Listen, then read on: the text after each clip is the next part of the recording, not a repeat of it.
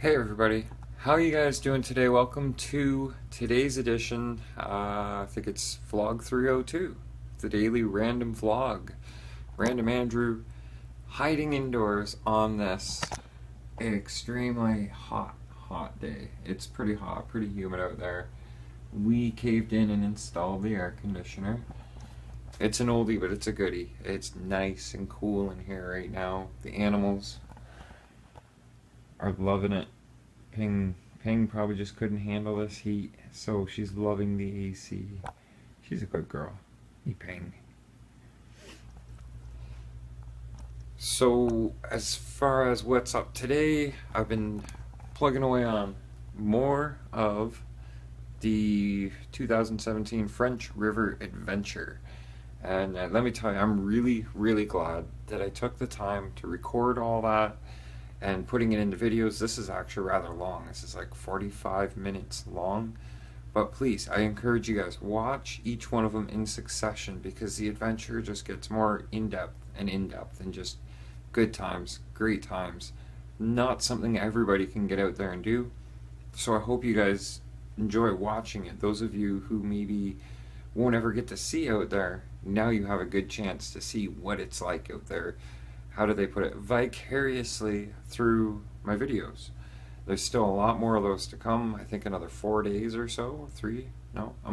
This is day 2 rendering right now. So I'll have day 3, 4, 5, 6, and 7. That's pretty cool. That's a lot of footage to go through. Still under 50 gigs because it was just the Activion. I would have preferred to have something like a Canon. Something high def like a DSLR out there. Then there's charging complications. If it doesn't have a USB charge, you have to bring a small, like a 12 volt hobby battery or something with a good amp hour capability, a 12 volt solar panel, something portable enough to be able to bring out there, and a 12 volt to 120 or 110, basically house current, house power. So you can plug things like a battery charger into, but then that also opens up possibility to bring things like this out there with you.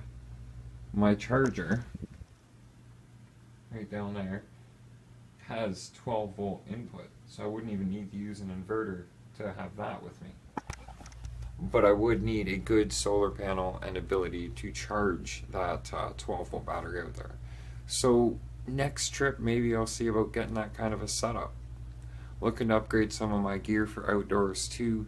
A nice big hiking pack. It's a 120 liter and it's got a built-in frame so you can handle carrying more weight on your back. It's distributed and a lot more comfy than say trying to use a duffel bag as a backpack. So this would free up, having that much more space would free up one of those duffel bags at least, or 1.5 of those duffel bags, and that's where all the camera gear and stuff would go.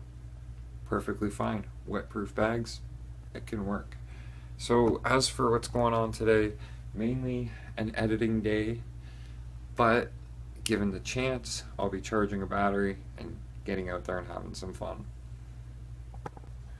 So I thought maybe I should stop, get a little bit of video on what I'm working on right now. I have to go back to using the Lexon body, regular slash body. Well, this one's J Concepts body, but it's had better days. It's all cracked back in here and it's starting to get really weak and brittle. So I've been going over and doing grids of this drywall tape and trying to keep as long as sections as I can, but I'm also trying to keep my windows clear. I like being able to look in, make sure that things are still, you know, I just like being able to see inside to the chassis. So this step here is the first step. Next step is to take some of this stuff here, seal all, and start working it in and making it so that when it dries it bonds with all the fibers, absorbs it, also bonds to the Lexon, making it a very tough, very solid body that's not going to break apart anymore. This idea, actually I've seen it online a few times, and then Bill from B&C Ultimate RC was showing this. This is going back about a month or so now, maybe not quite a month, but a while, and just finally getting a chance now to sit down and try it. It's very frustrating because you got areas like this where sometimes you have to keep pressing it down or areas on the side like this. But I think what I'm about to find out ultimately is that once you put the seal all on there, is it sticks it down like a glue anyways. So on with that.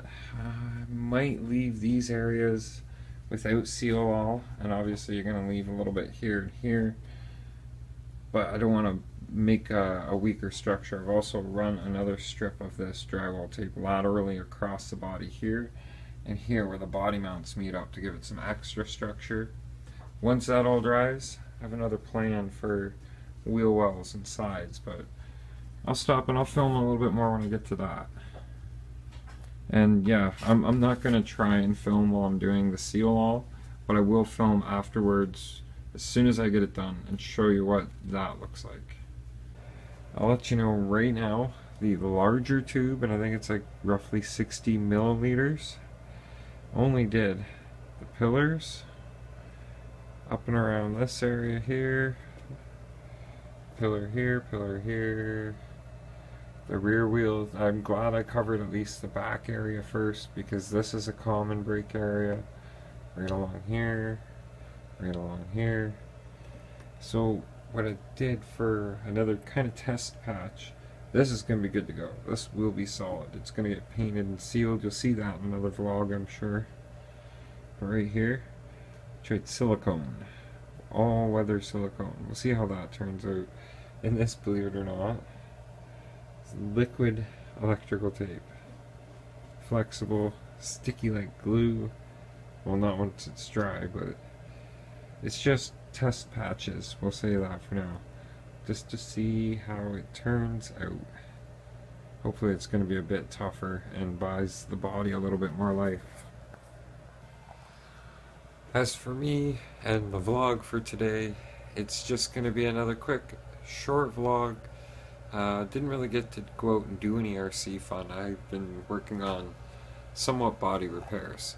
The body mount to run the Summit body on the Slash, here's two pieces, didn't handle yesterday so well, so back to running a traditional Slash style body, pro truck, super truck, stadium truck, that style body.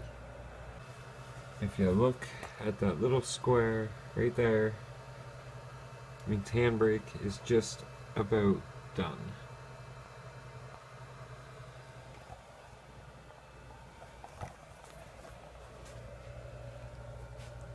Once that finishes, I can fire up Vegas Pro and actually get started on tonight's vlog. I was so tired last night, I was falling asleep on the couch, sitting here doing the edit. Hopefully that won't be the same thing tonight. It shouldn't take too long to edit tonight's vlog.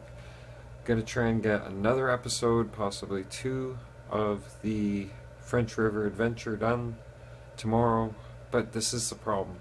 It takes forever to render, it takes forever to compress. Get longer videos, high def, trying to run things instead of there's a 1080 24p or 1080 60. I think it's P, either P or I or something like that. And I've been trying to run them in 60 because I know that's more frames per second and it'll look better. More information, mind you. It doesn't double the size of the video, but it does increase it a little bit. 300 and some odd gigs for 44 minutes. That's incredible. You don't think about these things unless you're running those true high definition codecs. I'm learning as I go. I know there's ways and other things you could do it and render it as that would make it a lot smaller file, but I feel that it just wouldn't be the same detail as it is when it ends up being a larger file.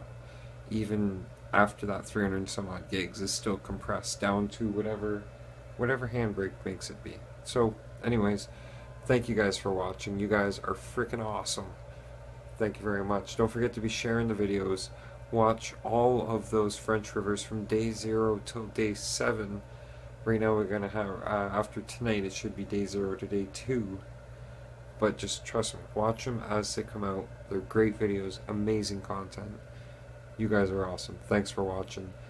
Think positive, stay positive. Keep a smile on your face, and we'll see you guys tomorrow. Good night. Vlog over.